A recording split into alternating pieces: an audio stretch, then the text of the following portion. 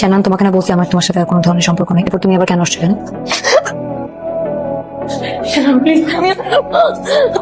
আমি কিছু করি না। আমি হাত দিয়া ওর মারে কবরে দিয়ে এসছি আমি। তুই আমার মারে আমার মারে মারছস না?